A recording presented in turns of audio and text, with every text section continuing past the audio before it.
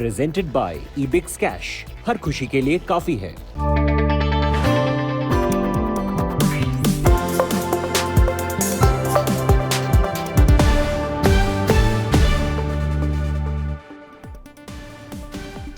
Hello and welcome. You're with us here on Business Today. I'm Abha Bakaya. Here are the headlines tonight. Sensex falls for the second day, crashes over 900 points. Nifty breaks 17,000 on the Omicron scare. Auto, IT, pharma hammered. NCLT allows RBI plea seeking initiation of corporate insolvency proceedings against Reliance Capital, becomes the third NBFC to be taken to bankruptcy court by the RBI after Diwan Housing and Shrey Group. RBI's three-day meet to decide interest rates underway. Omicron may force the central bank to hold repo rates, delay steps to counter inflation by a few months.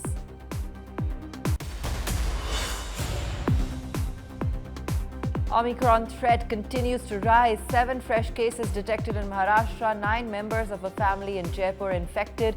Total number of cases in India now 21.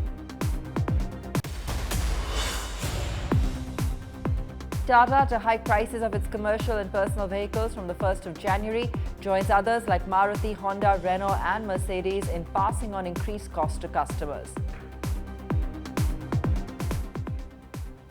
Well, a bad start to the week. The key benchmarks today slumping in trade as investors turned cautious ahead of the RBI policy meet on December 8th. The uncertainty around Omicron virus rising in India also added to the panic. The Nifty slipped below 17,000 levels, closing at 16,912.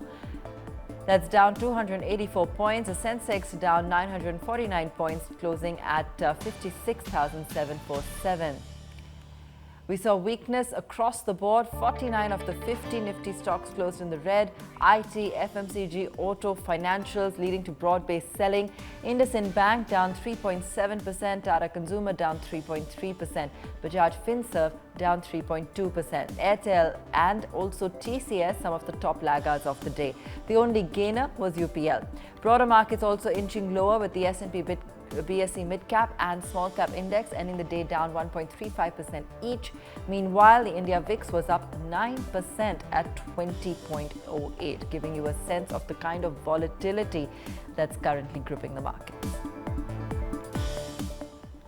Our global business editor, Udayan Mukherjree, joining us now. Udayan, markets once again nosediving today. Clearly, some of those virus concerns are taking over front and center with Omicron fears looming large. Is that really going to be the most crucial factor to keep an eye on going forward for the week? I imagine, Abha, because while the virus is very much in the system and it cannot be called a complete unknown factor. I think this Omicron variant has come as a little bit of a surprise for the market, because I don't think the market was pricing in any kind of a third wave. We may not have a third wave yet, but I think it has come as a little bit of an element of surprise, and therefore it has hastened an overdue process of correction out here in the market, globally and locally. But now, even technically, if you see how things have moved out, we had a big one leg of the fall down from 18,500, almost straightway down to below 17,000. And we had a 2-3 day kind of a pullback. So we had a pullback to about 17,300 kind of levels. And then we have resumed the fall once again and gone back to below 17,000. I think the nature of the price action also seems to suggest that the market may not be done with that corrective wave quite yet. Of course, as you said, it depends on the news flow which is to come on Omicron and how cases build up globally and locally. But I don't think it is very important for investors or very useful for investors who are watching you today to talk about what the future of Omicron could be, because that is something which is absolutely impossible to predict. What investors can do is to say the market has corrected about 1,500-1,600 points on the Nifty. Do I buy here or do I wait for the correction to deepen and buy then? I think the answer to that, I would suggest, should be that you've had one leg of the correction, 8-9% down. And it may be conceivable that the market loses another even 7-8% more. It's not inconceivable. So do you know it will happen? No. Can the market turn around and rally again tomorrow? It could well do that. So maybe the better point for investors, or the better strategy for investors, would be to buy one lot now. For people who want to put more money to work in the market, is to buy somewhere around this level of below 17,000. And if the market were to fall more, maybe say get close to 16,000 levels, then you buy some more and you get a reasonable average entry price using this correction. None of us know the bottom. So I think pondering about Omicron and where the bottom might be may not be very useful. I think it's prudent to keep averaging starting now all the way down if the correction deepens, and then wait for the rebound to actually reap the rewards. All right, and who better than our market guru today to discuss some of these factors with Prashant Jain of HDFC joining us on the show today. My guest today is Udayan from the mutual fund industry. In fact, he's managed one of the largest mutual fund franchises in India for many, many years, even decades. Prashant Jain, Chief Investment Officer of HDFC Asset Management Company, joins us now. Prashant, it's good to see you again.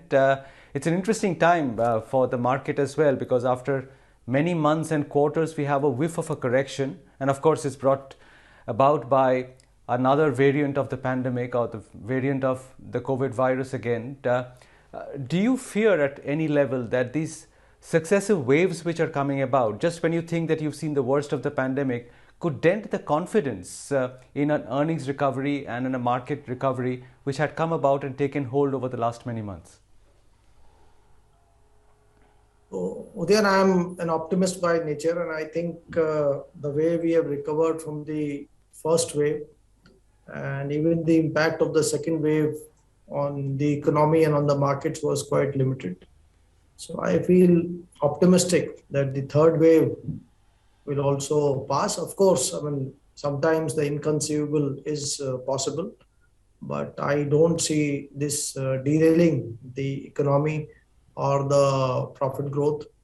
And what I've also observed is that events that are anticipated by the system, by the infrastructure, by the governments, the regulators, by the markets, and when the system is on its guard, so to speak, then seldom that risk attaches itself meaningfully.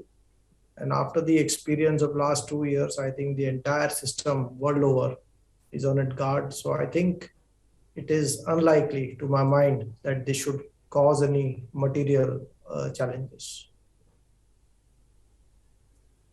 The other risk which is known to the market, but which is also causing some apprehension, is the prospect of interest rates going up next year, both globally and in India.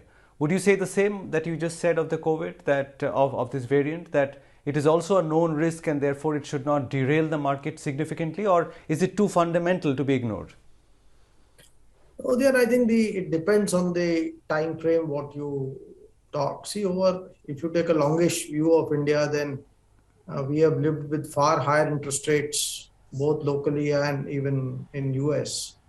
I mean, as recent as 2005, the US 10-year yield was about 4%. And even if you look at the economic growth prospects, then they were quite reasonable in India. So I would say increase in interest rates globally at least is widely anticipated. And to that extent, in line with what I said earlier, it should not have a significant impact on the markets, but then markets are prone to short-term corrections every now and then, and short-term in the markets is extremely hard to forecast. Also, we need to keep in mind that on the external side, India's fundamentals are actually quite strong. So even if there is some disruption in capital flows, I don't think the economy should get impacted.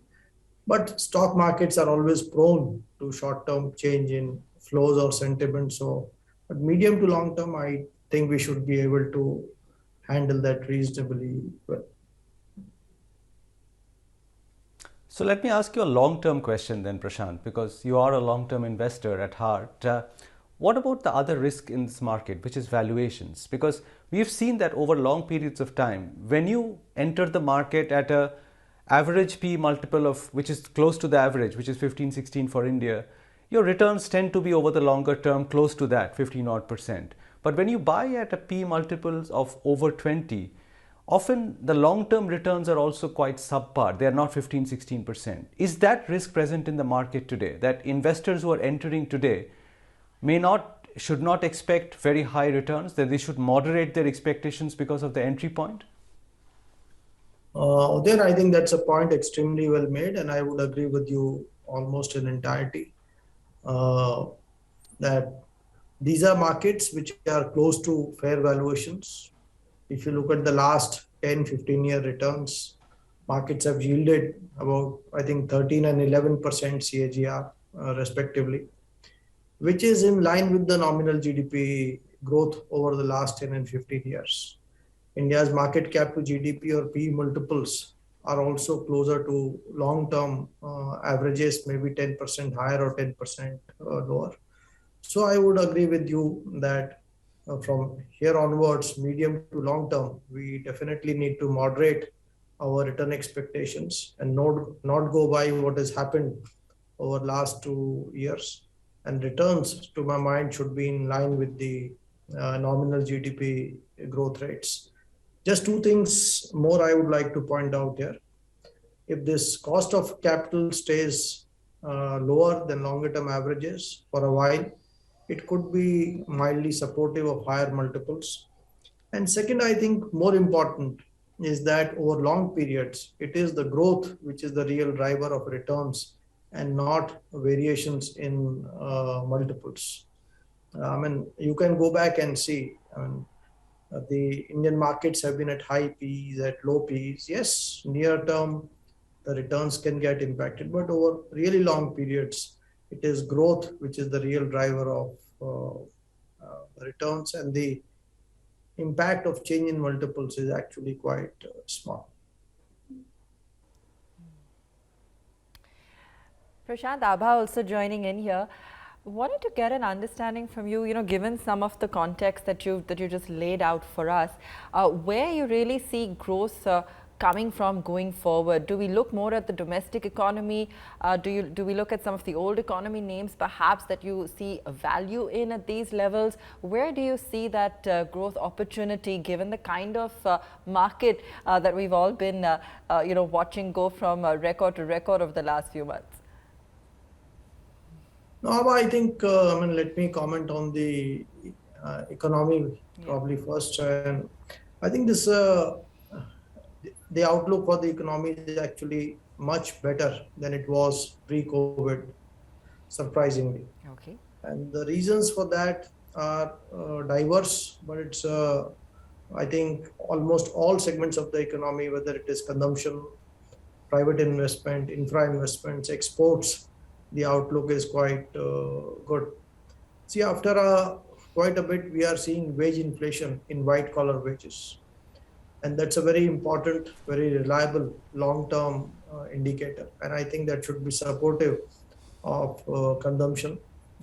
The affordability of homes in India is one of the best ever, driven by fairly steady real estate prices for a while. Okay. And lifetime low rates of mortgages. So I think there is considerable activity expected on that front. I think the post-COVID, the government's focus on infra investments, government's allocation towards capital expenditure, capital formation, and also the focus on recycling of existing assets through InvITs so that we can put up more assets, along with the significant capital flows, external capital flows that we are seeing in this space, I think make us optimistic on the infra space as well. I think last year has also seen a very interesting development. The profitability across the board of the manufacturing or the core sectors of the economy like metals, chemicals, textiles, paper, sugar, has all gone up very sharply. Corporate leverage is, I think, between a 10 and 15-year low. Demand conditions are quite decent. So I think even industrial capex, I think this time should recover, and the confidence on that front is pretty high.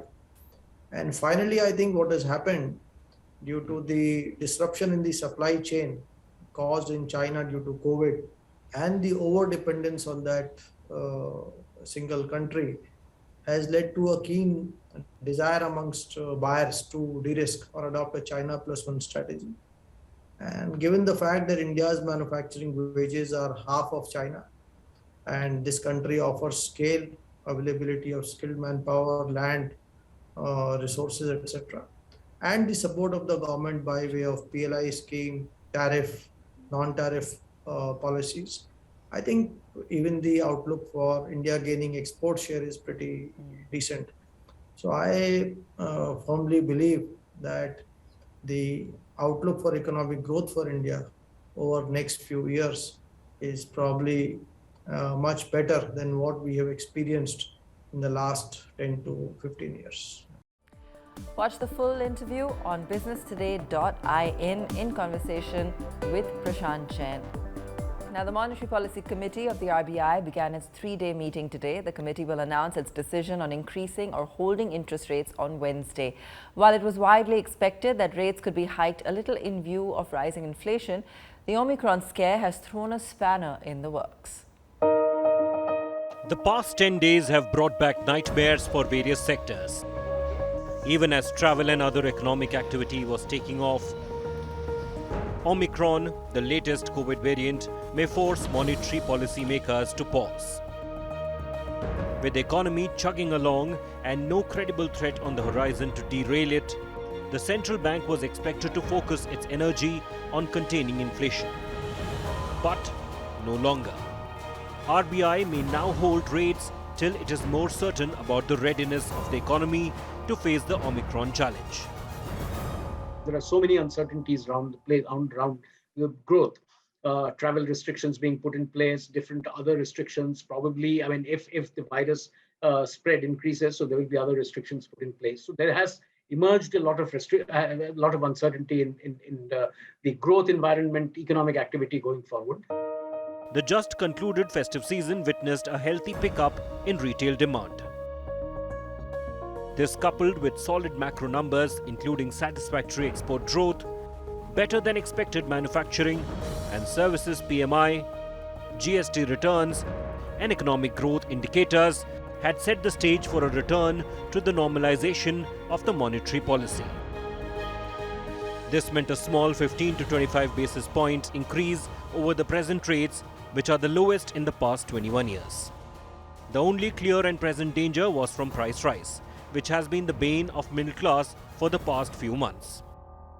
There is some room for the Reserve Bank because global commodities prices have reversed, fears of a China slowdown and the Omicron virus kicking in place. Crude oil prices have come down. Plus, together with this, the government has also reduced excise rates, excise taxes on petrol and diesel. So that gives a little more space, more room for the Reserve Bank to defer a policy increase, but they will have to increase rates to signal that they are committed to bringing inflation durably on that glide path down to 4%. If RBI holds the rates, it will be the 9th consecutive time that the central bank has not changed its stance. It has predicted inflation to grow in the January-March quarter. If it does, the RBI may change its stance in its February policy meet. Bureau Report, Business Today Television. Okay, thank you. Dalal Street of late has been jam-packed with several IPOs. 4 companies will float their IPOs this week. These are MapMyIndia, RateGain Travel Technologies, Shriram Properties and Metro Brands. Metro Brands is the second Rakesh Jhunjhunwala-backed company that will float its IPO after Star Health IPO. The company runs one of India's largest footwear brands. Its IPO will be open from December 10th to 14th. Shriram Properties, a residential real estate development firm based in South India, will open on December 8th for 3 days. The price band for that IPO has been fixed at 113 to 118 rupees per equity share. The offer comprises of a fresh issue worth 250 crore rupees and an offer for sale by existing shareholders worth 350 crore rupees. CE Infosystems or MapMyIndia IPO will open on December 9th and close on December 13th. The company has fixed a price band of 1,000 to 1,033 rupees for its maiden public offer. The IPO is a fully offer for sale and hence the company will not receive any funds from the IPO. RateGain Travel Technologies is the largest software as a service firm in India operating in the hospitality and travel sector. The IPO will open on December 7th. The price band has been fixed at 405 to 425 rupees per equity share. That's what the company has announced. At Agenda Aaj Tak 2021, Finance Minister Nirmala Sitharaman explained reasons as to why the drop in crude oil prices doesn't immediately impact fuel prices in India. Listen in. जब तेल की कीमतें बढ़ती हैं तब तो तेल कंपनियां फटाफट दाम बढ़ा देती हैं, जब घटती हैं तो घटाने में बड़ा वक्त लगा देती हैं। अगर वाकई में प्राइसिंग इस वक्त डीरेगुलेटेड है तो ऐसा क्यों होता है वित्त मंत्री जी कि कीमतें बढ़ती बहुत तेजी से हैं, अंतर्राष्ट्रीय बाजार में तेल की कीमतें घटने के बावजूद यहाँ पर घटती पेट्रोल पंप पे बड़ी धीरे धीरे है? नहीं, मैटर ऑफ फैक्ट आंसर देती हूँ। जब तेल के ग्लोबल मार्केट में रेट कम होती, फर्स्ट ऑफ ऑल स्पॉट में खरीदना एक चीज़ है, प्रायर एडवांस से एडवांस बुक करके खरीदना दूसरी चीज़ है। मगर हर 15 दिन का एवरेज प्राइस निकाल करके उसके अनुसार आप बदलते रहो, कम होने में कम आना या तो if it goes up you increase it. ये एक फॉर्मूला के तहत होता है और ऑयल मार्केटिंग कंपनीज के फॉर्मूला के तहत सरकार नहीं, ऑयल मार्केटिंग कंपनीज के एक फॉर्मूला के हिसाब से आगे बढ़ती है। आई मीन फॉर्मूला के हिसाब से इट गोज़ अप और it comes down based on 15 days average. But on the point of जब प्राइसेस एकदम घटी, you didn't reduce it that much. हम उस समय भी बोले कि इससे जो बेनिफिट मिलता है हम उस पैसा को इंफ्रास्ट्रक्चर में खर्च करने के लिए उपयोग में आएगा। That was made clear.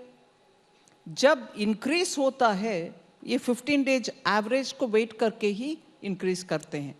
So logically हमें लगता है कट होने के तुरंत अगले दिन कट होना है, नहीं, 15 डेज एवरेज निकालते हैं उसके अनुसार ही कट करते हैं। एक समय था definitely when prices were going down and we used that money for building infrastructure to an extent, not completely. So ये I don't know, विडंबना को explain कर सकते हैं। Let's take a look at some of the other corporate news today. Real estate major Godrej Properties has entered into a joint venture with realty developer TDI Group to develop an ultra-luxury residential project in Connaught Place, one of the prime locations within the central business district of New Delhi. The project is estimated to have a developable potential of around 1.25 lakh square feet, saleable area comprising primarily of residential apartments of various configurations. EduTech major Upgrad will acquire higher education platform Talent Edge for over 300 crore rupees. This deal, once completed, could be one of the largest consolidations in the Indian higher education space. The acquisition comes on the heels of the EdTech Decacon by Juice having acquired at least a dozen niche companies.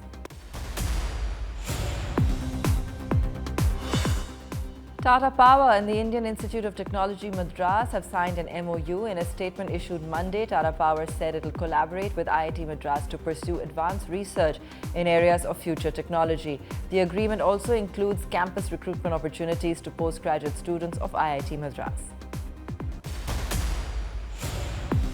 And that's all we have time for on the show today. Thanks so much for watching.